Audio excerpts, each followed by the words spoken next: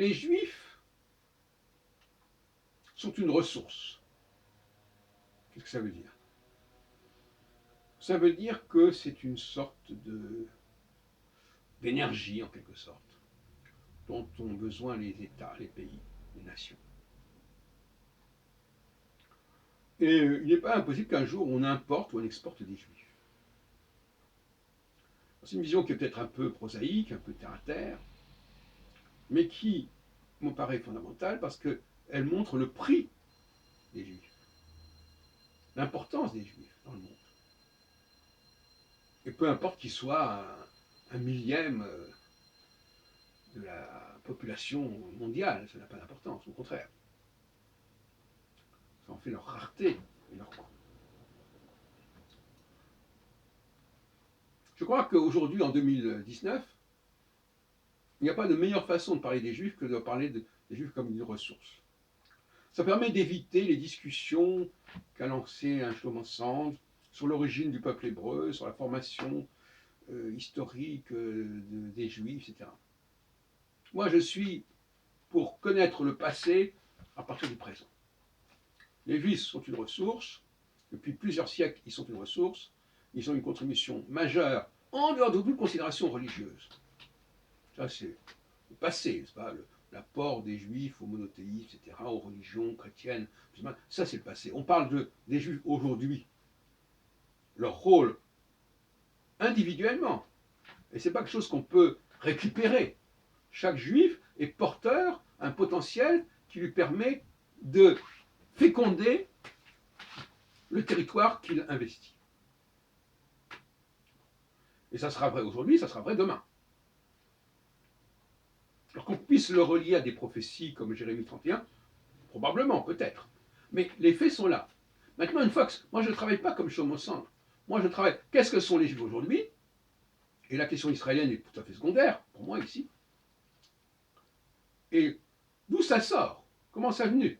C'est ça qui m'intéresse. Moi, je m'intéresse au passé à partir du présent.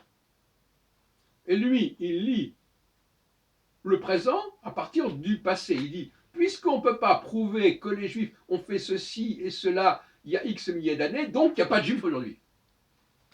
Bon. C'est une autre façon de travailler, c'est une autre méthodologie. Je dirais aussi que c'est un peu, nous vivons aujourd'hui la fin des religions. L'autre jour, j'écoutais un truc là-dessus en disant, ah, oui, mais bientôt, il y aura une majorité de musulmans en Europe, en France, etc. Où est-ce que c'est un problème? Pour les Juifs, pour la notion d'impérialité, et j'ai montré dans une précédente vidéo que l'impérialité est une notion qui convient très bien aux Juifs, tout ce qui est empire, confédération, ça leur convient très bien. Et là, on connaît la formule diviser pour régner, enfin passons. Dans un empire, peu importe qu'il y ait des musulmans ou des chrétiens, ça n'a aucune importance. De toute façon, les gens maintenant ne sont plus trop religieux. On peut très bien imaginer un pays où, comme la France, où il y ait autant de musulmans que de chrétiens. Mais il faudra bien un État qui s'occupe de la cohabitation entre ces différentes sensibilités. Eh bien cet État, il est juif. L'État juif, enfin je plaisante quand je dis ça, l'État juif, c'est l'État impérial. Et l'État impérial, il n'existe que s'il y a une diversité au sein d'une société donnée. Donc plus il y aura un rééquilibrage entre les musulmans et les chrétiens, plus les juifs pourront jouer un rôle important. D'autant plus qu'au niveau religieux, les juifs sont quand même un peu une matrice par rapport aux chrétiens et aux musulmans. Donc je ne vois pas en quoi les juifs devraient craindre une croissance démographique des populations musulmanes en France. Donc là aussi, il y a un faux problème. C'est un faux problème.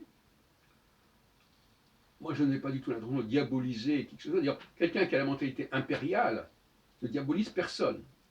Il est dans la tolérance absolue. Il accepte la diversité. Parce que cette diversité, c'est ce qui, justement, donne sens à l'empire. Et si les Juifs sont liés à la notion d'empire, c'est-à-dire la notion de rassembler de ce qui est différent, eh bien, plus il y a de diversité, mieux ça vaut. À condition de savoir gérer cette diversité. Et justement, les Juifs savent gérer cette diversité, pas seulement sur le plan politique, mais sur le plan scientifique, sur le plan artistique, sur tous les plans. Ils savent créer des passerelles, des liens, des corrélations auxquelles d'autres n'ont pas pensé.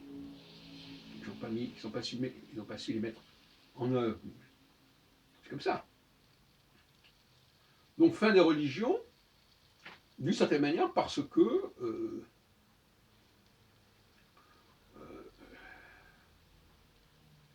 les Juifs, pour moi, ne sont pas une religion. Ce sont des gens qui ont des potentialités. Les religions ne jouent plus le rôle qu'elles pouvaient jouer autrefois. Et de toute façon, l'Empire est là. C'est toute la question de la laïcité. Qu'est-ce que c'est que la laïcité, sinon la fin des religions, la fin du pouvoir religieux? Ça ne veut pas dire qu'il y a des gens qui n'ont pas le droit d'avoir leur religion, mais ces religions sont un élément secondaire au sein d'un ensemble impérial. Or, l'avenir de l'Europe, qu'est-ce que c'est si ce n'est un empire? Une fédération, c'est un empire. Une union, c'est un empire. Dès qu'on parle de rassembler des populations différentes, on crée un empire et on relativise la valeur intrinsèque de chacune de ses composantes. Chacun peut avoir ce qu'il veut, peut penser ce qu'il veut, mais au sein de l'empire, il y a la laïcité. Et en tant que Français, la laïcité, c'est une valeur fondamentale, mais c'est une valeur impériale, la laïcité, ce qu'on oublie trop souvent. Ça ne peut pas être une valeur nationale. Ça ne peut pas être à la fois laïque et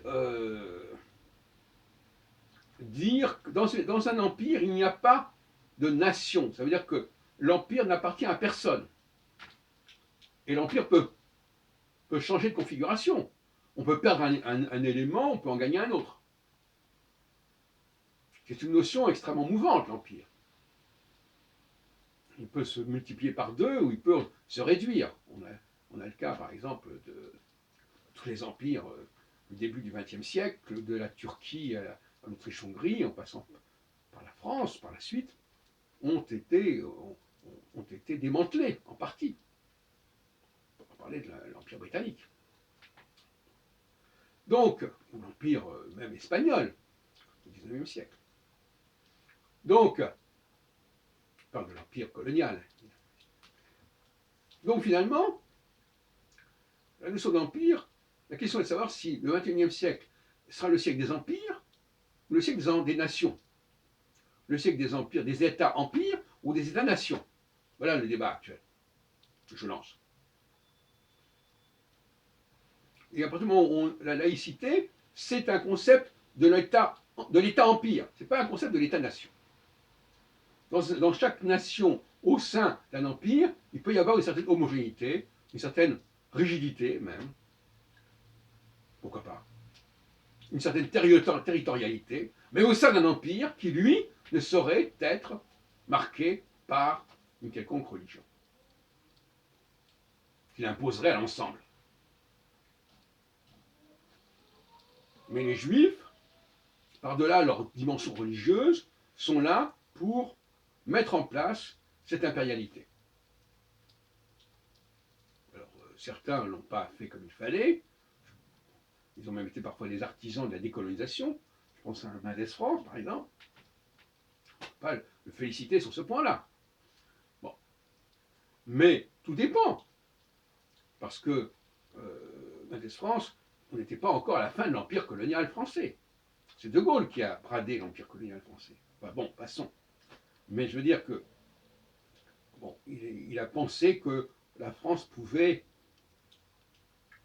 prendre toute sa place au sein de l'Union européenne, de ce qu'on appelait à l'époque le marché commun, ou peu importe, ou l'Europe des six.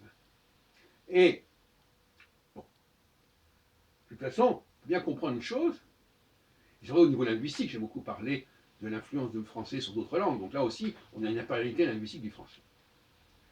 Il faut bien comprendre une chose, c'est que l'Empire ne disparaît pas, en réalité.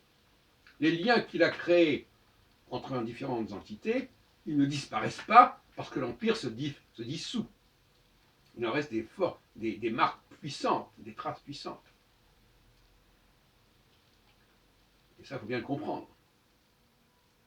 On peut reconstituer des empires, bien évidemment, montrant les démers communs, puisque quand plusieurs États ou plusieurs nations participent à un même empire, eh bien, ils vont adopter des éléments communs, sur le plan linguistique, sur le plan juridique, etc. etc. On parle par exemple du Code Napoléon dans tel et tel pays qui n'est plus du tout en français. Donc il y a une historicité, il y a une histoire des empires à développer. Voilà, fondamental. Je crois que l'avenir, c'est de développer pas non plus le roman national, mais le roman impérial. Le roman national, c'est obsolète. Enfin, du moins, c'est limité.